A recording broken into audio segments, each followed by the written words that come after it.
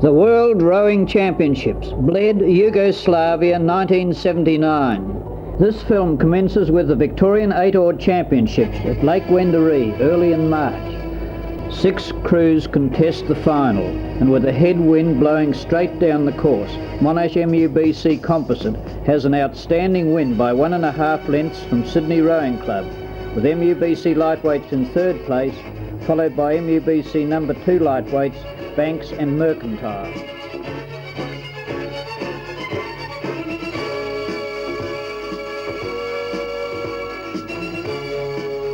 Five days later, the provisional Victorian King's Cup crew competed in the New South Wales 8-oared Championships, but the reconstituted crew with 3 new members lacked combination and was easily defeated.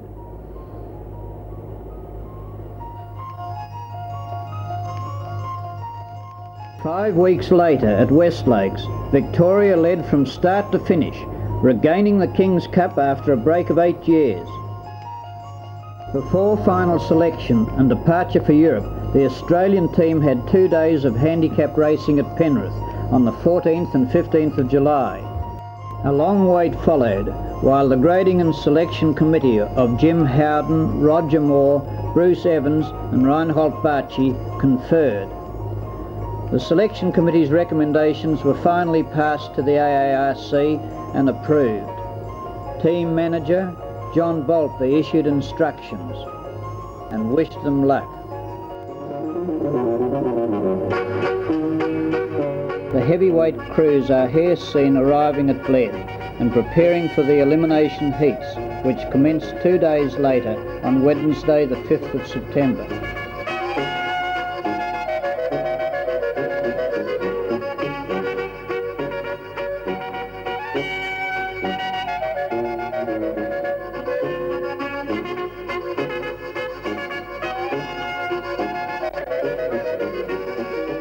I was able to go out on the catamaran and take shots of some of the crews in training.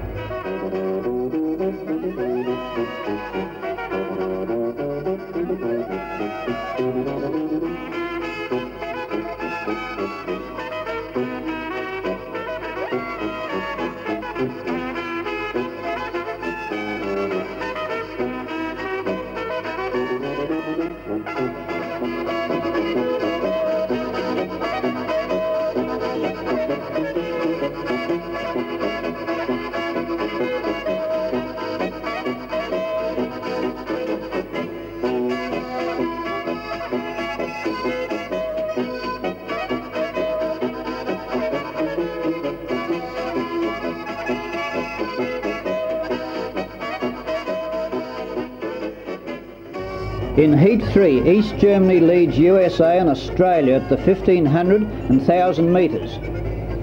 Reinhold Barchi and Wal Oakley remain impassive. Then, with only 500 metres to go, the scoreboard shows that Australia has passed USA and holds 2nd place to the finish. France is 4th. East Germany's time is 5 minutes 50.04 seconds. Next day, the FISA Congress takes place and is followed by a barbecue out in the countryside on top of a high hill and far from the rowing course, but still under the watchful eye of the militia.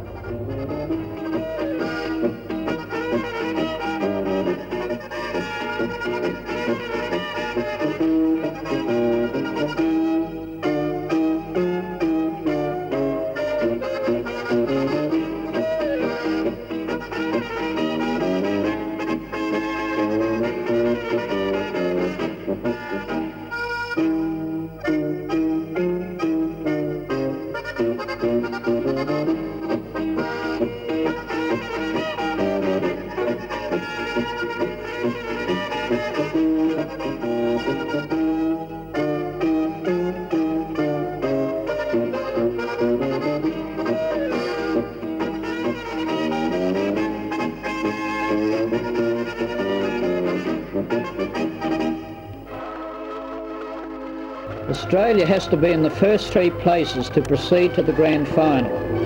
The draw is a tough one, as it includes the Soviet, New Zealand, Czechoslovakia, West Germany and Yugoslavia. Australia covers the first 500 metres in 1 minute 20.92 seconds, the fastest first 500 of any crew in the championship. Australia's time of 2 minutes 44.27 seconds for the first 1,000 is also the fastest time at the regatta.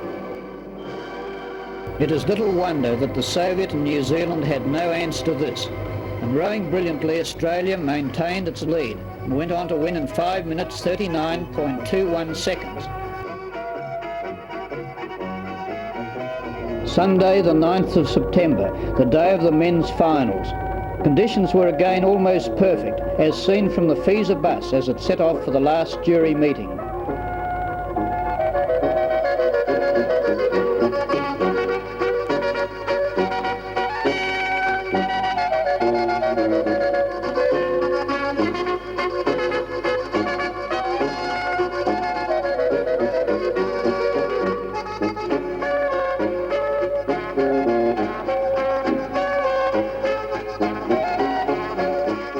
The eights are lined up for the grand final. Australia in lane 2 gets an excellent start, but a broken gate in the American boat stops the race. After inspection and discussion, America is given time to replace the part, and Chris Davidge speeds off to collect the replacement. In the restart, the Soviet leads at the 1500 with East Germany second and Australia third.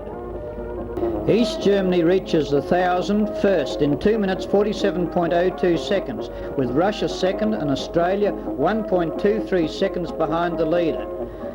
At the 500, the order is the same, with New Zealand in 4th place. East Germany slightly increases its lead and wins by 3.51 seconds. New Zealand, with the fastest last 500, takes the silver medal by 0.77 of a second from the Soviet. Australia is 4th, USA 5th and Great Britain 6th. East Germany's time is 5 minutes 36.41 seconds.